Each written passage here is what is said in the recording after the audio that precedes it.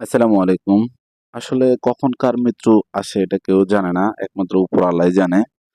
তো কিছু মানুষের মৃত্যু আমাদেরকে অনেক কিছু স্মরণ করিয়ে দিয়ে যায়। কথায় আছে প্রত্যেকটা মৃত্যু মানেই আমাদের সেই মৃত্যু থেকে শিক্ষা নেওয়া উচিত। কিন্তু আমরা কয়জনই বা সেটা শিক্ষা নিই। এই যে ইশতিয়াক আহমেদ ছবি তুলতেছিল, উনি একজন আলোকচিত্র শিল্পী। আমি আজকে উনার টাইমলাইনটা ঘুরে দেখলাম। যত ওনার টাইমলাইন দেখি ততই মুগ্ধ হই। বিভিন্ন রকম ছবি, বিভিন্ন আলোকচিত্র। সে তার অবস্থান থেকে চেষ্টা করেছে যতটুকু পসিবল আ তার আলোকচিত্র সবার মাঝে তুলে ধরা। তো আমি একটা ভিডিও আপনাদের সাথে প্লে করতেছি। একটু ভিডিওটা দেখেন। আপনারা ভিডিওটা একটু ভালো করে দেখলে বুঝতে পারবেন যে একটা ট্রেন যাচ্ছে এটার আওয়াজ শুনছে সে হয়তো, কিন্তু অপর পাশ থেকে আরেকটা ট্রেন আসছে এটা সে বুঝতেই পারে নাই। যার ফলে তরতাজা একটা প্রাণ নিমিষেই চলে গেল। কতটা মর্মান্তিক হতে পারে।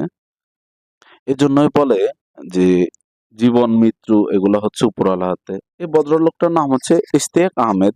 নিজের ভাষায় উনি একজন সুখী আলোকচিত্র শিল্পী। ভদ্রলোক কয়েক ঘন্টা আগে দুনিয়া থেকে বিদায় নিয়েছেন ট্রেনের নিচে চাপা পড়ে। উনার একটা অ্যালবাম ভাইরাল হয় কয়েকদিন আগে, সেখান থেকেই চেনা। উনার আইডিতে ঘুরে এখন খারাপ লাগতেছে। মনে হয় উনি আমারই পরিচিত। তার আইডিতে ঘুরে মনে হলো আসলেই সুখী মানুষ ছিলেন। সুখী মানুষের জীবনে সুখ বেশিদিন রইল না।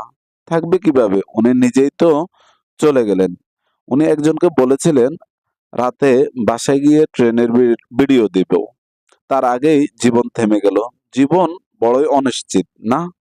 আমরা কতজনকে কত কথাই বা দিয়ে থাকি। আমরা কি নিশ্চিত থাকি সে কথা রাখতে পারবো? আহ!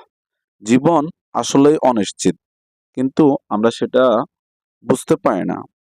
আপনি যখন আপনার মন খারাপ থাকবে, মাঝে মধ্যে যারা মৃত্যুবরণ করছে বা যারা মারা গেছে কিংবা যারা সুইসাইড করে তাদের আ আইডি থাকলে আইডি গুলো একটু চেক দিয়ে দেখবেন। অনেক কিছু আপনাকে স্মরণ করিয়ে দিবে। আমি আপনি আজকে আছি, কালকে আমি আপনিও না থাকতে পারি। কিন্তু মৃত্যু আমাদের সবার অনিবার্য। আমরা কে কিভাবে মারা যাবো সেটা সঠিক কেউই জানি না। কিন্তু আমাদের সবাইকে একদিন মারা যেতে হবে। আল্লাহ তাআলা আমাদের সবাইকে ক্ষমা করে দিক। সবাইকে দ্বীনের পথে চলার তৌফিক দান করুক এবং ইশতিয়াক ভাইকে আল্লাহ যেন ক্ষমা করে দিয়ে জান্নাত দান করে সেজন্য আমরা সকলে দোয়া করি। আসসালামু আলাইকুম।